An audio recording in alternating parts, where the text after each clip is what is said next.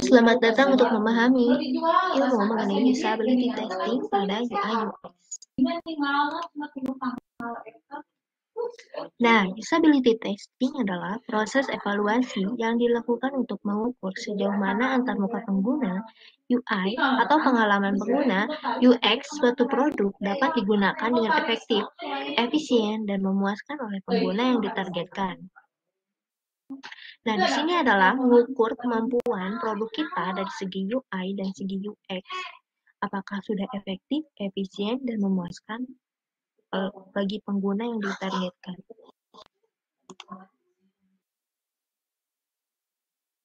Nah, ketika kita sudah tahu pengertiannya dan kita harus mengetahui tujuannya. Tujuannya yaitu untuk mengidentifikasi masalah, kelemahan, dan tantangan yang dihadapi oleh pengguna saat menggunakan produk kita, sehingga perbaikan dapat dilakukan untuk meningkatkan pengalaman pengguna secara keseluruhan.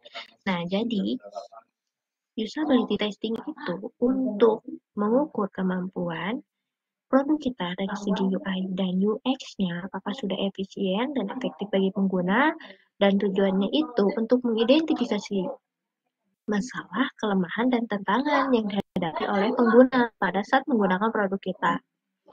Nah, tujuan akhir dari usability testing ini, output-nya adalah kita jadi tahu nih apa hal yang harus ditingkatkan pada produk kita karena kita sudah mengetes pengguna yang menggunakan produk kita.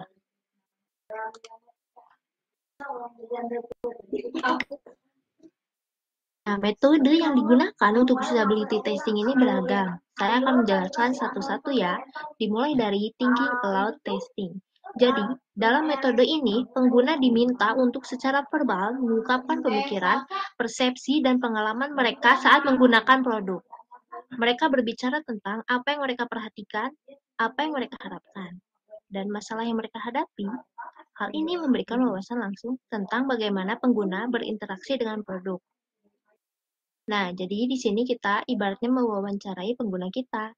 Jadi, pengguna itu mengungkapkan pemikiran, persepsi, dan pengalaman mereka saat menggunakan produk. Jadi, mereka itu berbicara tentang apa yang mereka perhatikan kepada kita, apa yang mereka harapkan. Jadi, bisa jadi itu melontarkan dari saran dan kritik yang mereka ucapkan kepada kita, serta masalah yang mereka hadapi saat menggunakan produk kita. Nah, jadi kita langsung menerima wawasan langsung dari pengguna membahas tentang produk yang digunakan. Nah, selain itu ada remote usability testing. Jadi, pengujian ini tuh dilakukan secara online melalui layanan atau platform yang kita gunakan agar bisa mengakses produk dan memberikan umpan balik dari pengguna secara jarak jauh. Jadi ini tuh menghilangkan hambatan geografis dan memungkinkan lebih banyak partisipasi dari pengguna yang berbeda. Oke, jadi di sini kalau kita membutuhkan sampel yang banyak, maka kita lakukan secara online karena tidak terhambat dengan geografis. Kalau misalnya dengan geografis, kita harus mengeluarkan waktu dan biaya yang banyak untuk melakukan testing seperti ini. Jadi kalau secara online, kita mudah untuk mengumpulkan massa sebanyak-banyaknya dan menyiapkan platform yang mendukung untuk berinteraksi dengan banyak massa dan langsung mempresentasikan produk yang digunakan tersebut. Ya, di sini sekarang kita sudah banyak ya platform itu, salah satunya bisa menggunakan Tampil atau platform video conference lain, itu bisa.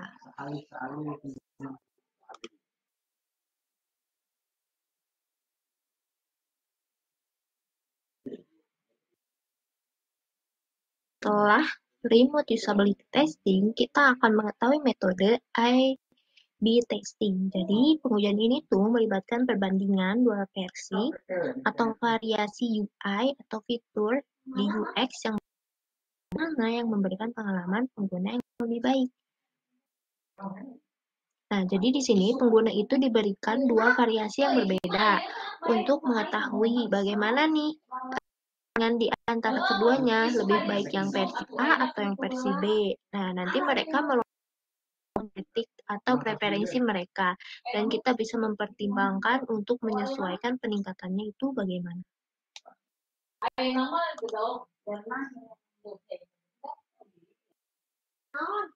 Nah, apabila teman-teman ada yang ingin ditanyakan, boleh sampaikan saja saat sesi penjelasan, bisa melalui public chat, on mic, atau mengangkat tangan dulu. Nah, kalau misalnya ada pertanyaan, boleh langsung mengangkat. Ya, saya akan melanjutkan metode selanjutnya, yaitu prototyping. Jadi, prototyping ini memberi pengguna untuk mencoba prototipe produk atau fitur yang sedang dikembangkan.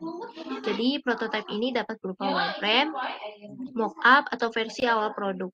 Pengguna diminta untuk menggunakan prototipe dan memberikan umpan balik tentang fungsionalitas, navigasi, dan kepuasan mereka. Jadi, pengguna bisa mencoba prototipe tersebut, lalu dicoba nih untuk interaksi UI UX-nya apakah cocok bagi mereka atau tidak. Nah, nanti pengguna diminta untuk memberikan umpan balik tentang fungsionalitas dan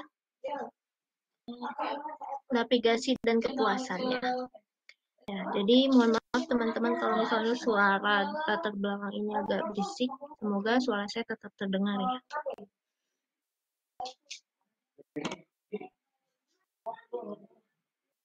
Selanjutnya adalah comparative usability testing. Jadi pengujian ini melibatkan perbandingan dua atau lebih produk atau platform yang serupa untuk melihat mana yang pengalaman pengguna yang lebih baik.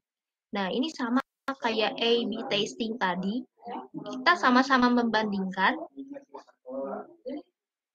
tapi di sini ada lebih dari 3. Kalau A/B itu cuma ada 2 variasi, tapi di sini bisa jadi 3 atau 4 variasi yang tersedia. Jadi lebih dari 2. Pengguna ini semakin luas untuk membandingkan variasi apa saja yang paling menarik, yang paling efisien dan efektif. Jadi kita punya preferensi yang banyak nih. Jadi kita tahu nih bagaimana meningkatkan dan menyesuaikan produk yang kita kasih kepada pengguna untuk dibandingkan.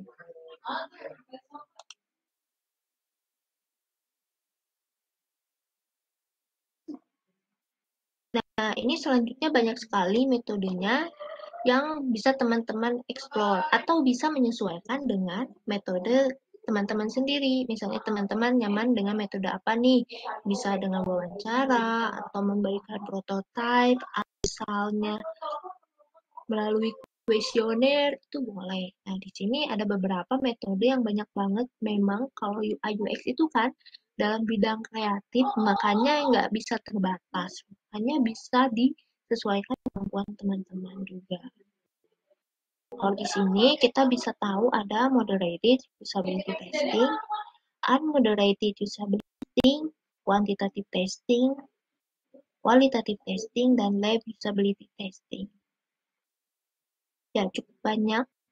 Jadi bisa teman-teman explore kalau misalnya sudah mengembangkan produk dan menciptakan produknya.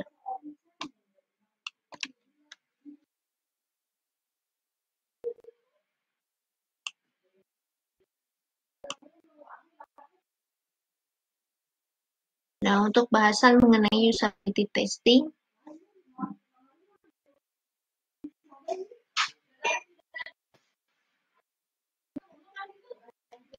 saya bahas secara di modul ini. Modul ini bisa diakses teman-teman di e-learning. Nah, apabila ada yang ingin ditanyakan atau opini tertentu, boleh sampaikan di kelas ini.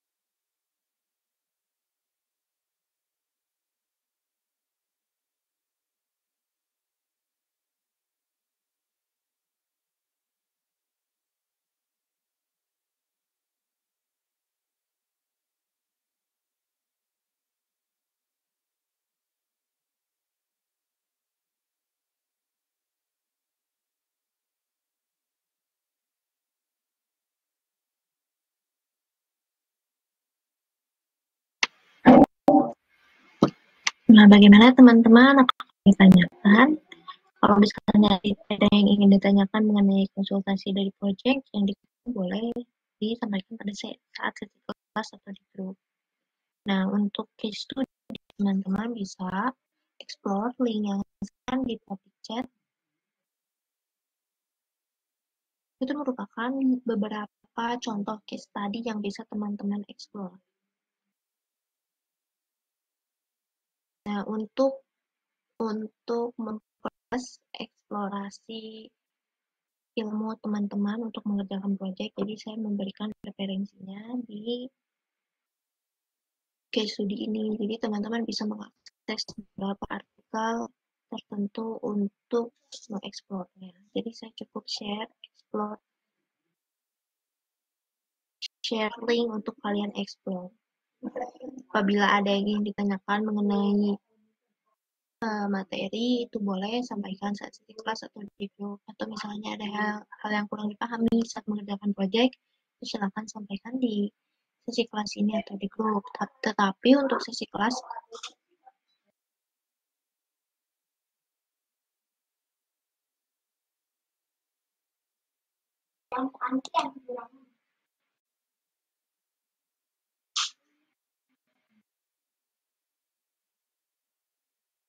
apakah ada yang ingin ditanyakan?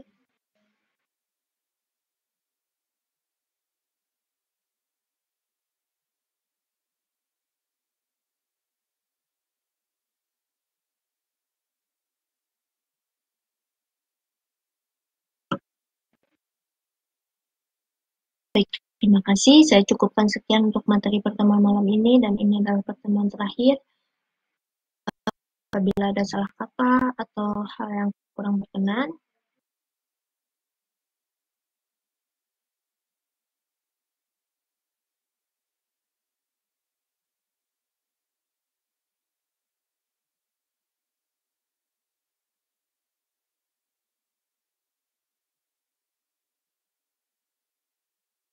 You are currently the only person in this conference.